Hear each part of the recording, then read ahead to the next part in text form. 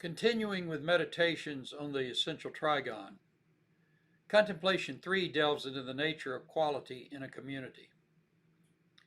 What is quality on an essential level? Most people who have any experience of shopping know that two products, say two t-shirts, bought at the same price, made from the same material, dyed in the same color, may look the same, but when worn, often feel different. If one wears better, feels more comfortable than the other, we say it is of better quality than the one that looks the same, that costs the same, that appears to serve the same or similar purpose. Recognizing quality, then, is an understanding of the manner in which a thing, such as a form or a process, serves a purpose. Does the shirt provide warmth and coolness? Does it breathe? Does it prevent sunburn? Purpose ultimately points toward the satisfaction of an intended want or need of a living being. A higher quality form or process provides greater satisfaction in some manner than a lower quality of form or process to that being. Generally, the sought after quality is not found in the appearance of the shirt as a material form. The sought after quality is a feeling, a subjective appreciation as a fitting sense of coolness or breathability of wearing the shirt while keeping out the sun's rays, appropriate to the soul's purpose in wearing the shirt. Quality as an essential should not be confused with the existential quantity of some property deemed purposeful in pursuit of some satisfaction. The quality of a dessert food is not determined by the quantity of sugar in the mix, any more than by the amount of salt or flour or oil or spice. The quality in this case is determined by the proportions of the totality of ingredients required to produce the satisfactory taste desired by the cook and the diners. The quality of the well-played dinner music has as much to do with the volume of the play as with the precision of the musicianship and choosing of the score.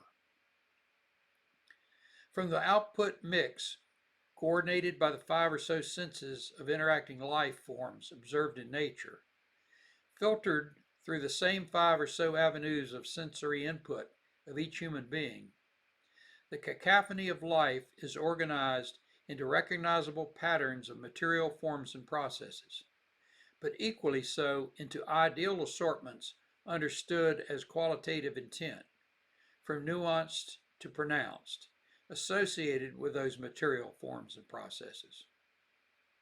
Qualities are produced subjectively by souls as subjective responses to objective interactions with material opportunity and risk in life, with good and bad results of those interactions in a variety of pleasures and pains.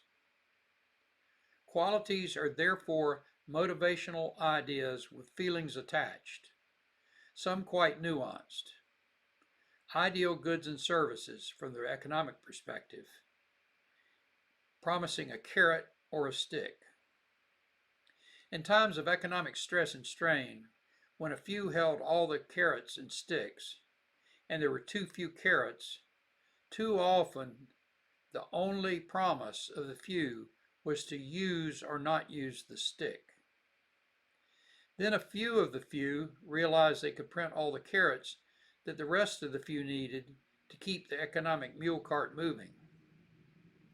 Instead of carrot, stick, carrot, stick, carrot, stick, stick, stick, it became carrot, carrot, carrot, stick, which has worked for a while. But still, the carrot never reaches some of the ones that much need it. And the stick is missing for some that would benefit from that approach as well. Plato, in his Republic, thought of the carrot part as the motivating ideal good of the community. As that good degraded from justice to honor, to prosperity, to freedom, and to finally end in the pursuit of power. Once the idyllic balance of rule by a philosopher king and the guardians of the community, motivated by justice, has been upset by external or internal stress, the stick part of the quality of the rule of the republic that results from pursuing each degraded ideal good too far proceeds from a democracy to oligarchy to democracy to end in tyranny until the gods and goddesses or some other fortuitous events give rise to a future philosopher king to start the process over again. From Plato's perspective, once justice is upset, over time the carrot of the goods and the stick of the resulting rule run their race to the bottom. A type of political gravitational dialectic, perhaps. Not very nuanced, but then aspects of the fivefold nature of the Platonic scheme ring true again and again over the millennia. Nowhere is subtlety more quickly buried than in the graveyard of political discourse. Left versus right, capitalism versus socialism, greedy billionaires versus liberal communists. Through no means is that subtlety more quickly resurrected than by the grave robbing of economic expediency. Congress passes unfunded mandates and continuing resolutions and ponders with vacuous concerns about the national debt and avoids an intelligent and much needed conversation about the nature of money and of capital. The following look at Plato's 5 motivating goods and the related resulting rule of the Republic is analyzed against the framework of the Essential Trigon. Some comments with excerpts of slides are made from my work on the browser economy, an analysis of structural changes of the U.S. economy over the 50-plus years with the recognition of a policy target in the ratio of valuation of intermediate to consumption spending in a market economy, and the inclusion of human capital in the aggregate accounts of a domestic economy. Links to the published work are provided. Thank you again. For the third focus of meditations on the Essential Trigon as Contemplation 3, the aim is understanding the quality of evolving species group life, concentrating on the special case of humanity, and its political organization deemed necessary for providing a sustained economic living through the formal capacity of ideal nature. The goal, borrowing from Plato, is a statement of the fundamental ideal good of the human community as justice, understood both socially and personally. This is facilitated by a look at the 5 ideal goods associated with the political states of Plato's Republic, reframed against the backdrop of the Essential Trigon. These ideal goods, in descending order, according to Plato, are justice, honor, prosperity, freedom, and power.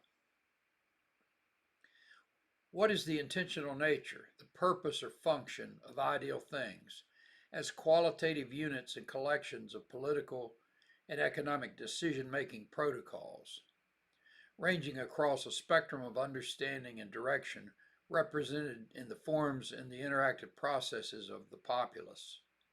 The main distinctions being between a preference for algorithmically inferred protocols and a deference to intuitive human real-time decision-making.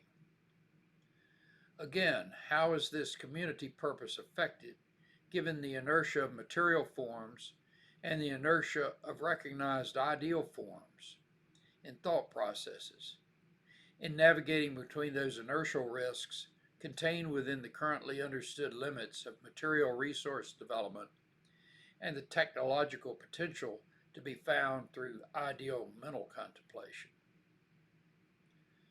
What are the inertial natures? The tendency of invariant duration and repetition in time and space, constraining material resource utilization, and institutionalized representations of ideal things. What are the formal natures in terms of human love and wisdom, of compassion, as well as concrete and abstract logic and reason, materially, ideally, and spiritually represented in the observed things as forms and processes? Once again, constrained by the nature of algorithmic inference protocols and intuitive human real-time decision making. What is the motivational nature? Instinctive, logical, and intuitive, as operation or risk, wisdom or ignorance, and love or fear, perceived by the investigators in the investigated things, the political economic decision makers, and their constraining institutions, in particular with respect to the qualitative nature of the risk and opportunity faced by the community, along with the conservative and liberal notions as to their inclinations represented in both.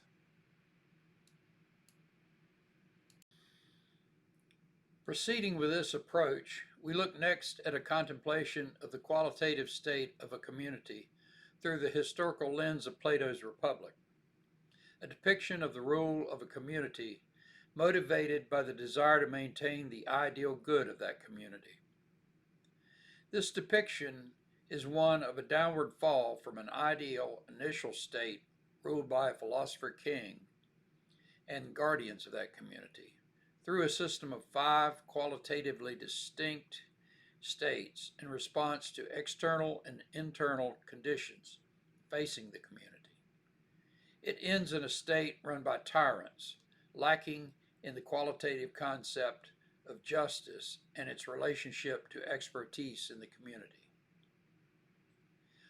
1. For Plato, in its highest state, the community is motivated by the good of justice. Justice in Plato's Republic might be defined for the individual citizen as a duty to use their innate capacities and learned skills in a manner that provides satisfaction for their own wants and needs, while at the same time satisfying the essential and existential needs of the community. The king and guardianship positions are non-hereditary, filled regardless of the sex of the individuals, based on the requisite skill exhibited from an early age. They are schooled for those positions selected by the elders, the aristocracy of the community. 2. Due to conditions of stress in the community, generally thought of as being driven by external factors, a call for duty to the community over that of the just duty of the individual citizenry elevates the ideal good of honor as a positive motivation, and the rule of the military or police through their cohort in a democracy naturally arises and replaces the rule of the aristocracy. 3rd, with time and success of a military rule, commerce is encouraged and developed, as the ideal good of honor is superseded by the ideal good of prosperity as a motivating incentive. Justice is sacrificed to commercial expedience, and the commercial position and expertise of the extended hereditary family becomes the basis of rule by an oligarchy. 4th, with commercial success and family prosperity, the ideal good of personal freedom becomes recognized as equal to, and in some cases more to be valued, than that of prosperity. And individual interest and expertise evolves or devolves, depending on one's perspective, to result in rule by the populace as a democracy. And 5th, in time, as success leads to excess in the context of an otherwise stressful environment, with further deterioration of the social fabric and in the commitment to justice, the ideal good of power becomes foremost. for both good and malignant intent, and a population of tyros or neophytes offers one of their own, often as a charismatic leader, to rule the community in a tyranny. We can see many of these traits and ideal goods at play at the same time throughout the world's societies. So we can recast this dynamic offered by Plato in another manner against the background of the Essential Trigon to shed more light on the topic.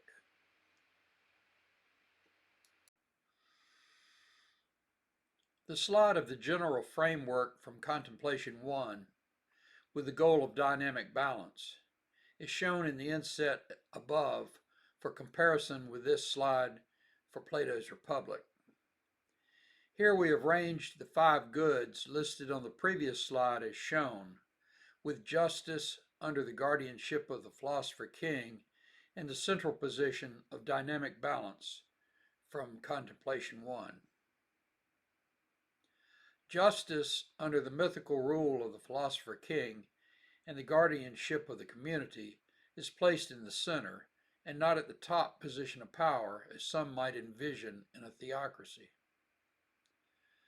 Justice is achieved at the center with balance along the horizontal spectrum between prosperity and honor through the wise, scientific, and faithful use of material resources and in harmony with the vertical, spiritual, and individual soul spectrum through the intuitive application of respect for authority and love for independent initiative. The alignment of prosperity is obvious, placed on the left with the material natures as the basis of productive potential and natural resources as the source of wealth. Honor and protection and service to the community is found at the right through recognition of these public ideals in the formal regimentation of the structure of society.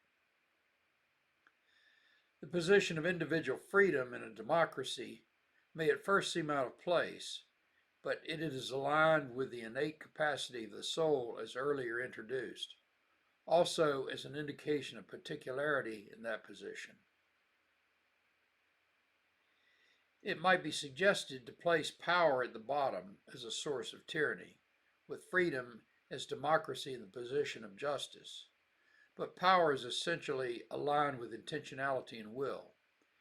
It is just that when it is untrained, that such power, elevated and exercised as a primary good in its own right, without the benefit of reason and intuition, produces tyranny. With this slide, we find the ideal good of honor in a democracy elevated as the governing ideal of the community. Justice is sidelined to the other side as a material support to be used as needed, with power once again understood as an aspirational resource, an evident source of honor. Prosperity is ambivalently understood by rulers in a democracy as a threat to their honorable rule, while remaining a promise for their personal benefit. Democracy, with the equating of individual freedom, is instinctively kept at a distance. Feudalism can be thought of as a variant type of democracy. With this slide, we find the ideal good of prosperity, resulting in time in an oligarchy, elevated as the governing ideal of the community. Justice is sidelined as an ideal to be kept as a reference goal when needed, along with the equating of individual freedom with the instinctive notion of individual toil, as required with the use of material resources for existence, with power still understood as an aspirational resource and evident source of prosperity. Honor is understood by an oligarchy to be both a threat and a promise when needed, to be kept at a distance. With this slide, we find the ideal good of freedom in a popular democracy elevated as the governing ideal of the community. Justice is elevated as an aspiration, a spiritual goal, along with visions of individual prosperity and honor on either side as a future possible attainment, due to the magnanimous nature of power emanating from the divine source in omnipotence. An unfortunate consequence is that the good of justice, without understanding the need for community effort and benefit, suffers an imbalanced view from the perspective of individual initiative. With this slide, we find the ideal good of power elevated to the level of a tyranny as the governing ideal of the community.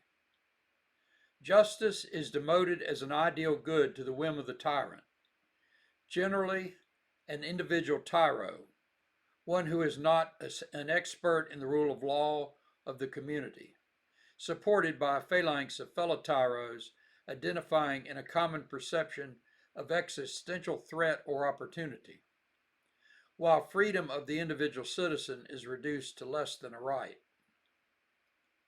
The prosperity of any oligarchic party becomes a material resource, and the honor of any military leader or cohort becomes an ideal resource, both for manipulation by the tyrant. In the case of a spiritual dimension, there is no understanding of such by the tyrant if he assumes a divine power in his own person. With this understanding of Plato's Republic held against the background of the Essential Trigon, we can look at four pathological extremes that are present on the global stage here and now. We consider them pathological because they are outside the circular scope of the 5 states we have been studying, as stated in the box labels for those states here. The extreme intersection of prosperity and freedom can be found in the lower left, grounded in the material nature as laissez-faire capitalism. The extreme intersection of honor and freedom can be found in the lower right, grounded in the ideal nature of democratic socialism. The extreme intersection of prosperity and power can be found in the upper left, grounded in the expedient mechanisms of authoritarian crony capitalism. The extreme intersection of honor and power can be found in the upper right, grounded in the utopian notions of authoritarian socialism or militarism. I leave it to the viewer to decide on the world stage what nations go where in this scheme of things. As laissez-faire capitalism, in this pathology, prosperity is the god, often measured in money, and freedom is the ideal. Justice, honor, and power, as motivating goods, are viewed as derivative, abstract ideals, secondary to the concept of wealth and freedom, as essentially grounded in material nature. For those who have it, prosperity is taken to be proof of the wisdom of freedom, and freedom proof of the need for prosperity. As democratic socialism and a utopian ideal, honor to the cohort, which is expanded to include the populace as a whole, is the spiritually defining good, while freedom through collective productive activity is considered a material guarantor of life. Justice, prosperity, and power, as motivations, are considered to be aspects of the material side of nature, derived from and secondary to the ideal of utopian communism. As any of the varieties of authoritarian socialism, in this pathology, power as a motivating good is viewed in the inertial capacity of material nature under the intimidating control of the ruling authority, while honor, as loyalty to the authority, is the good expected of the citizen and owed that authority. Justice, along with motivations for individual prosperity and freedom, are prerogatives of the ruling authority, generally disparaged as totalitarian communism. As authoritarian capitalism, In this final pathology, power is the motivating ideal of the authority, with individual prosperity used as motivating carrot for those who serve the interests of the authority. Again, justice is a distant, pragmatic motivating ideal, with individual honor and freedom more distant realizations in a state of totalitarian fascism. Returning to the beginning, balance is achieved when the motivating good of the community is justice, as held by the philosopher king in the guardianship of the community, so that the remaining motivating goods are within reach of everyone and not just the few at the head of the four pathological states. It is justice that motivates and offers and makes possible material prosperity, that makes the ideals of honor and respect worthwhile. As a citizen's sole right to freedom through self-discipline, liberty, and dignity, and as the right to petition the powers that be for the source of all sustenance in life. Instead of rule by the guardianship of the philosopher king, rule of the community is by the written statutes and constitutional structures of representative government, led by enlightened leaders.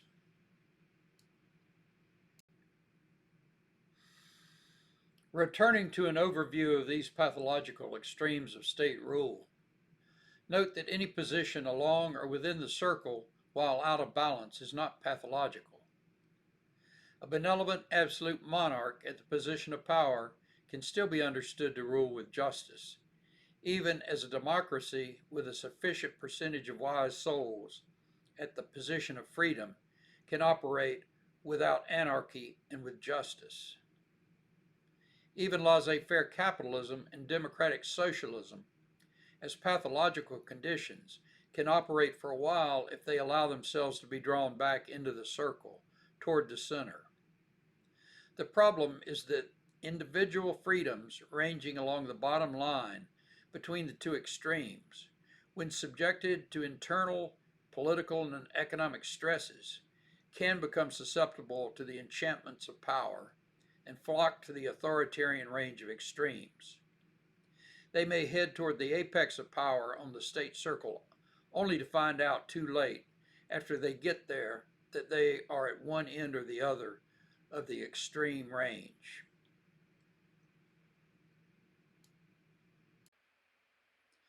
Next, we give the results of investigation of one such structural system, that of the sector structural changes in the United States political economy of the past 50 or so years, according to U.S. Fed data, and of the global changes in consumption expenditures of various domestic economies over the same period of time. The browser economy uniservant study indicates a theoretical optimum valuation and expenditures rate in a market economy of 61.8% consumption as a ceiling and 38.2% capitalization as a threshold. Long-term growth and quality of life is indicated by figures as here, with U.S. rates in 1975 at 61.2% and 38.8%, below and above the target optimization constraints respectively. By 2013, these figures had changed to 68.5% and 31.5%. While the increase in consumption expenditures may at first appear to be a positive development, focus on this increase avoids the corresponding decrease in the expenditures on capital development and therefore growth for all sectors of the economy.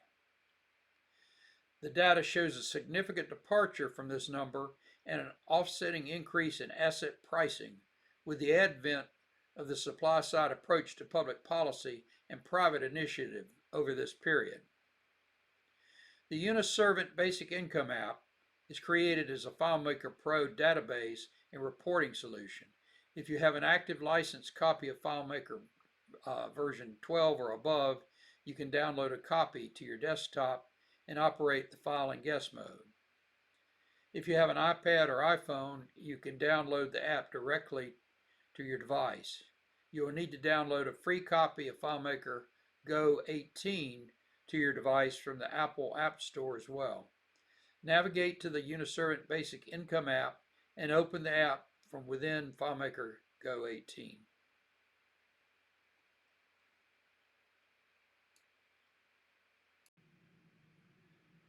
Capitalization is not a political program of left or right.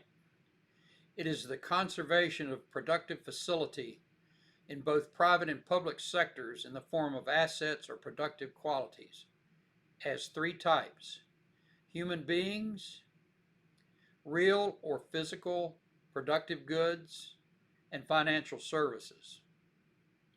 Of these, only the second two are accounted for today. Of these two, the real is 5 to 10 times the financial. Of the financial, the vast majority of financial assets are paper valuations based on future projections of physical goods and human services yet to be produced. Of these, over this period, only $12 billion is U.S. monetary gold, or about $35 per citizen. That's not much. That was as of 2013.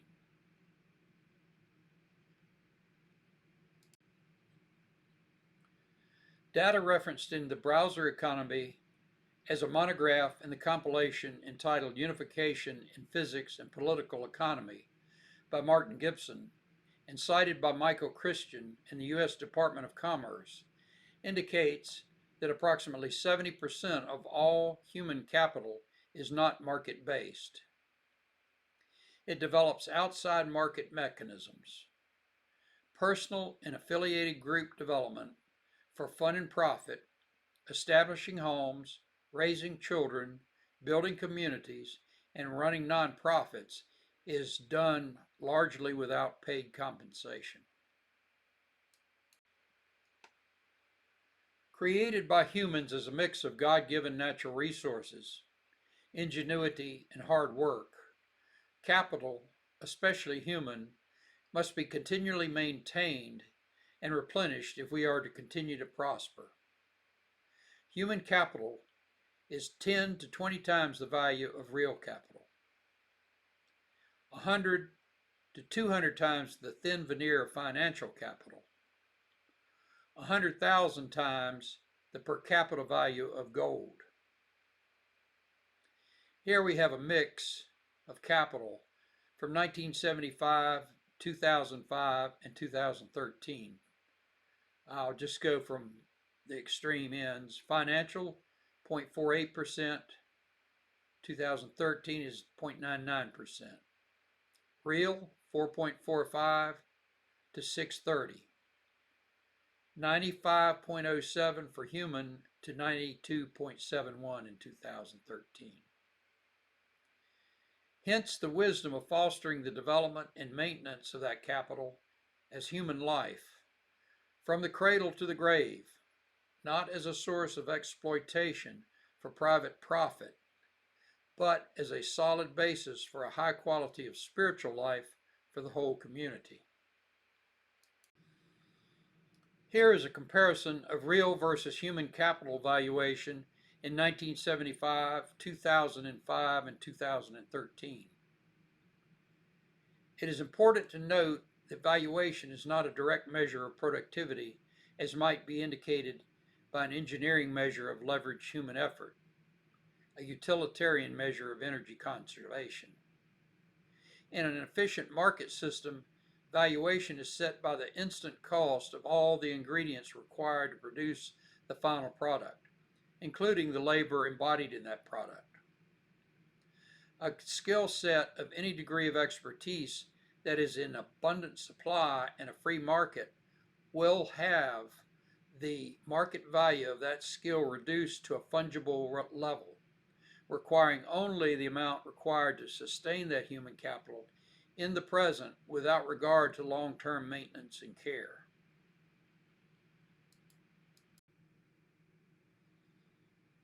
Here's a comparison of human versus financial capital valuation in 1975, 2005, and 2013. Note that the size of the bars is not an indication of comparing one with the other. You have to look at the print out at the top of each bar. On the left, the uh, human capital for 2013 for market and non-market. Human capital was valued at a little over $1 quadrillion for the U.S., compared with a little over $10 trillion for financial capital for the same period. Here's a comparison of financial versus real capital valuation in 1975, 2005, and 2013. On the left, the financial valuation is around $11 trillion.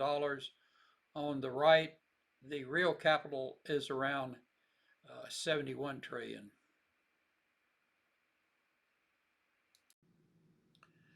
An alternative trigon might be understanding the truth of such a communion with my high school and lifelong friend J.C.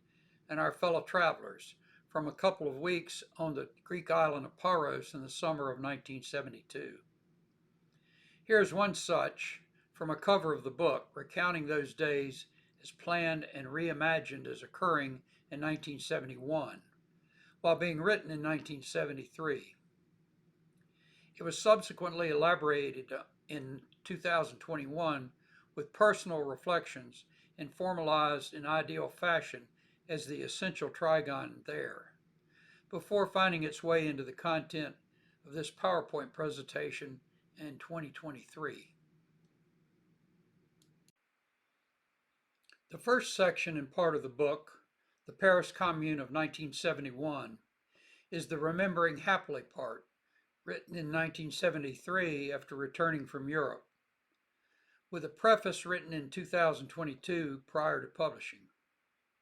The second part, which is also the start of the second section, 2021 and beyond, was written at various times over the past 2 decades while reflecting on my spiritual adventures of the first several years after leaving Paros, leading up to my return to North Carolina in 1976, after building a cabin in Washington State to house myself while writing the great American novel.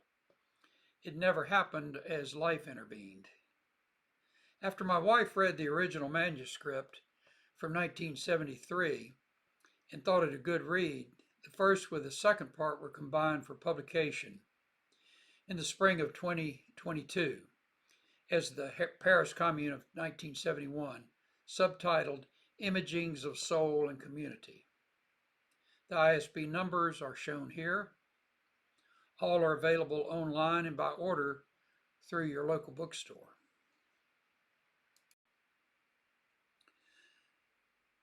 But as I realized I wasn't done writing, I added a third part attached to the section 2021 and beyond as the Essential Trigon in 4 chapters, as meditational exercises, which is the backbone content of this video presentation, consisting of Contemplation 1, Life as Essential Principles, Contemplation 2, Appearance of Physical Phenomena, Contemplation 3, The Quality of Political Economy, and Communion, Love, Wisdom, and Community. With this third part, the final tome became the Paris Commune of 1971 to 2021 and beyond. Here shown with the appropriate ISB numbers, all in hardback, paperback, and EPUB form. However, since things were not confusing enough at this point in my literary journey, I decided that there might be 1 or 2 people that were interested in the spirituality and philosophy without the sex, drugs, and rock and roll. So I repurposed the writing of the second section, parts 2 and 3, though I'm sure at my age that I can't understand why anyone would want to contemplate anything without a view of sex, drugs, and rock and roll, perhaps in the rearview mirror. This repurposed material can be found as the Paris Commune 2021 and beyond, with the appropriate ISBN numbers, in paperback and EPUB form. Buy the book. You'll like it in one form or another. Linked references in the second section of the chapters on Contemplation 2 and 3 are to monographs related to modeling a physical theory, 7 of those, and investigative political economy, 3. These have been compiled together this year under a separate title as Unification in Physics and Political Economy, subtitled by an introduction, The Aim and Goal of All Modeling, Clarity in Navigating Risk and Opportunity. These are offered in paperback and hardback version. The print versions are available through local bookstores and online, but the EPUB version is not available as of this time. With this reference made, we move on to the presentation of the Essential Trigon after one final introductory slide that has meaning to me. We started this presentation with a contemplation of an equilateral triangle, but the significance comes from recognizing the potential for detail that might emerge from meditating on the mix of these 3 boundary constraints, as can be found within the field itself, within the triangle. Hence the name with greater specificity here as the really essential trigon. If colored red similar to here, I know the authenticity of this particular form well, from many faithful communions with a Bass ale bottle. Finally, we have some contact information if anyone is interested. Much of what is provided in the slide presentation can be found online in various forms at the website uniservant.org. Peace and love.